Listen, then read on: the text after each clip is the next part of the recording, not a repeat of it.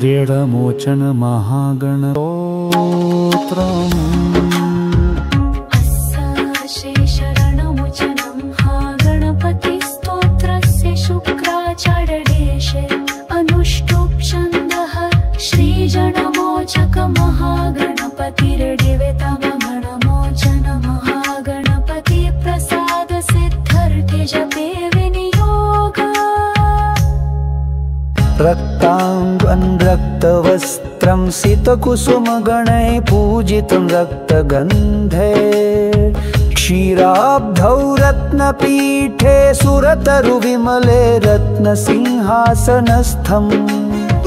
दोर्भिपाशाङ्कुशेष्टाभयधरमतुलं चन्द्रमौलिं त्रिनेत्रम्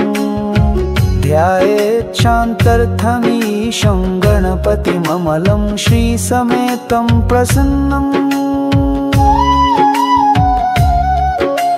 स्मरामि देवदेवेशं वक्रतुण्डं महाबलं षडक्षरं कृपासिन्धुं नमामि रणमुक्तये एकाक्षरं हेकदन्तमेकं ब्रह्म सनातनम् एकमेवाद्वितीयं च नमामि रणमुक्तये महागणपतिं देवं महासत्त्वं महाबलं महाविघ्नहरं शम्भो नमामि रणमुक्तये कृष्णाम्बरं कृष्णवर्णं कृष्णगन्धानुलेपनं कृष्णसर्पोपवीतं च नमामि रणमुक्तये रक्ताम्बरं रक्तवर्णं रक्तगन्धानुलेपनं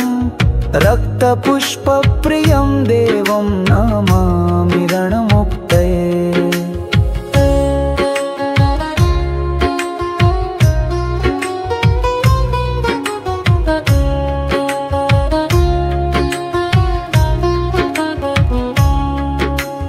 पीताम्बरं पीतवर्णं पीतगन्धानुलेपनं रक्तपुष्पप्रियं देवं नमामि रणमुक्तये धूम्राम्बरं धूम्रवरं धूम्रगन्धानुलेपनं होमधूम्प्रियं देवं नमामि रणमुक्तये भालनेत्रं भालचन्द्रं पाशाङ्कुशधरं विभुं चामरालङ्कृतं देवं नमामि रणमुक्तये इदं कृरणहरं स्तोत्रं सन्ध्यायां यः पठेन्नरः षण्मासाभ्यन्तरेणैव ऋणमुक्तो भविष्यति।